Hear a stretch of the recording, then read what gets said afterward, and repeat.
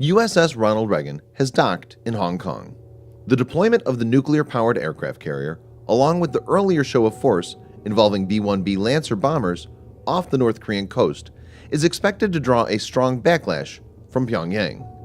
According to the Ministry of National Defense, the USS Ronald Reagan Strike Group will conduct naval drills off the peninsula in late October. Though exact details are classified, 4 destroyers and 2 submarines for the drills could accompany the nuclear-powered warship. Sources claim that the U.S. is considering taking the most daring step against Kim. Pentagon bosses could send strike force into the territorial waters of North Korea, reports state. U.S. warships could cross the so-called Northern Limit Line, NLL, the maritime border separating the North and South established at the end of the Korean War. In this video, Defense Updates will analyze how powerful USS Ronald Reagan is and why North Korea should fear it. So, let us get into the details. Number 5.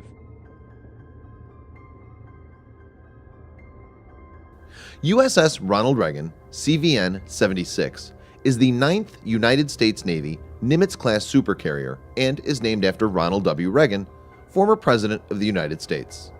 The ship was launched in 2001 and commissioned on the 12th of July, 2003.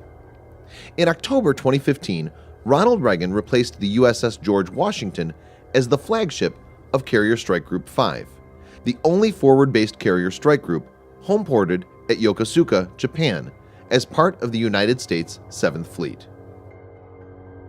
Number 4.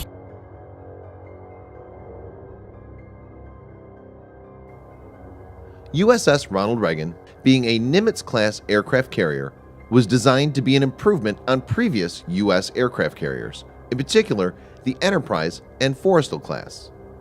All 10 Nimitz-class aircraft carriers, including USS Ronald Reagan, were constructed between 1968 and 2006 at Newport News Shipbuilding Company, Virginia, in the largest dry dock in the Western Hemisphere.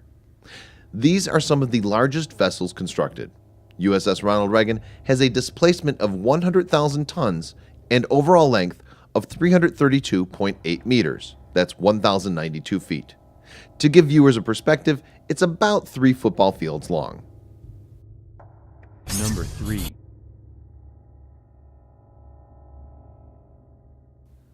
USS Ronald Reagan is powered by 2 A4W nuclear reactors kept in separate compartments. These power 4 propeller shafts and can produce a maximum speed of over 30 knots or 56 kilometers per hour. As a result of the use of nuclear power, the ship is capable of operating continuously for over 20 years without refueling and is predicted to have a service life of over 50 years. Practically, it has an unlimited range and endurance. It must be noted that North Korea doesn't possess any warship close to the stature of USS Ronald Reagan, and none of North Korean vessels are nuclear powered. Number 2.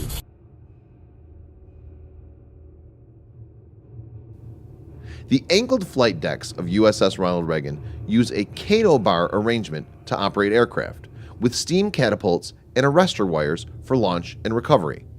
As well as speeding up flight deck operations, this allows for a much wider variety of aircraft than with the Stovall arrangement used in smaller carriers. It carries a flight group of more than 60 aircraft, including F-18 jet fighters.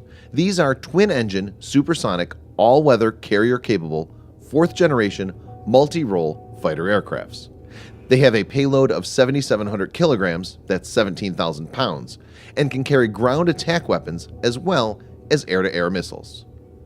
The versatility of the aircraft can be gauged from the fact that on the first day of Operation Desert Storm, 2 F-18, each carrying 4 2,000-pound bombs, shot down 2 Iraqi MiGs and then proceeded to deliver their bombs on target. The overwhelming majority of Pyongyang's air fleet is made up of 1950s and 1960s vintage machines, which even includes Chinese derivatives of very old fighters like MiG-17 and MiG-19. The MiG-29 is the Korean People's Army Air Force's, KPAF, most modern fighter, and it operates approximately 40 of these. The actual availability of these will be much less, as North Korea has very little access to spare parts and other maintenance infrastructure due to sanctions. Hence, the flotilla of aircrafts on board USS Ronald Reagan has more than enough firepower to mount a credible offensive against any North Korean misadventure. Number 1.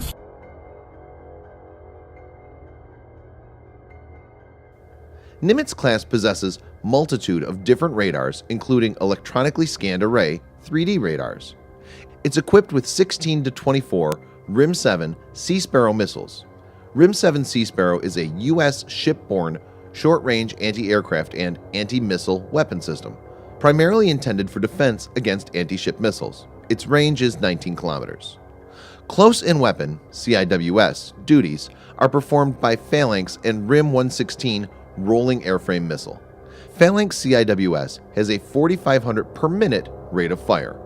RIM-116 rolling airframe missiles have speed in excess of 2 Mach.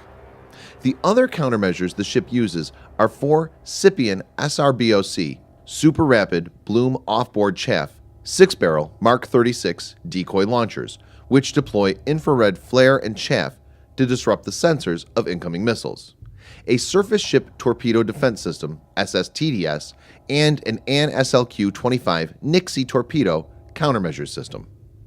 The carriers also use AN/SLQ-32V radar, jamming and deception systems to detect and disrupt hostile radar signals, in addition to the electronic warfare capabilities of some of the aircraft on board, like the EA-18G Growlers. It must be noted that USS Ronald Reagan doesn't move alone but is deployed along with other assets. A typical strike group may include, in addition to the aircraft carrier, 1 or 2 guided missile destroyers that are used primarily for anti-aircraft warfare and anti-submarine warfare, as well as 1 or 2 attack submarines for seeking out and destroying hostile surface ships and submarines.